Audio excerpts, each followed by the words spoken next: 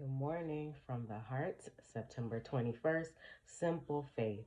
1 Samuel 17, verse 10. And the Philistine said, I defy the armies of Israel this day. Give me a man that we may fight together. Typical David and Goliath story, one of my favorite stories of all time. For 40 days, the host of Israel had trembled before the haughty challenge of Goliath, the Philistine giant.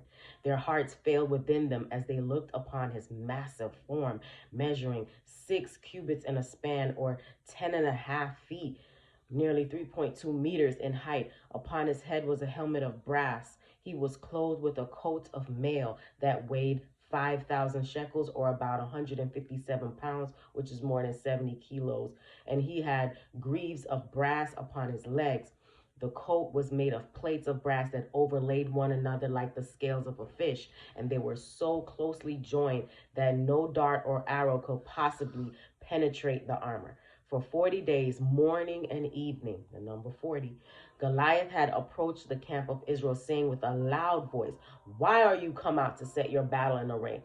Am not I a Philistine, and you servants to Saul? Choose you a man for you, and let him come down to me. If he be able to fight with me and to kill me, then we will be your servants. But if I prevail against him and kill him, then shall you be our servants and serve us.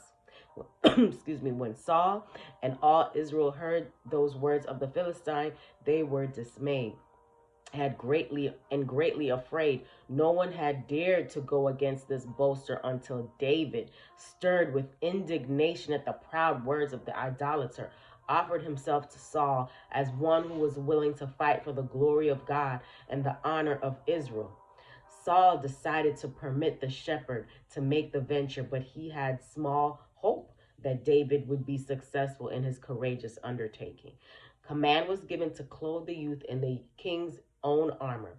The heavy helmet of brass was put upon his head, and the coat of mail was placed upon his body, while he was girded with the monarch's sword.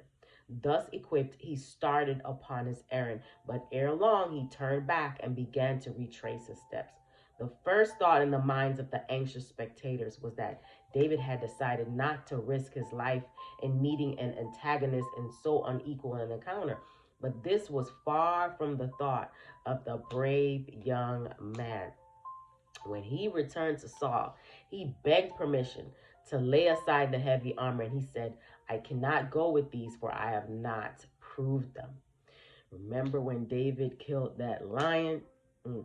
What an inspiration of courage and lofty faith was displayed by the simple shepherd before the armies of the Israelites and the Philistines. We'll continue tomorrow. Hope you have a great day today. Live from the heart.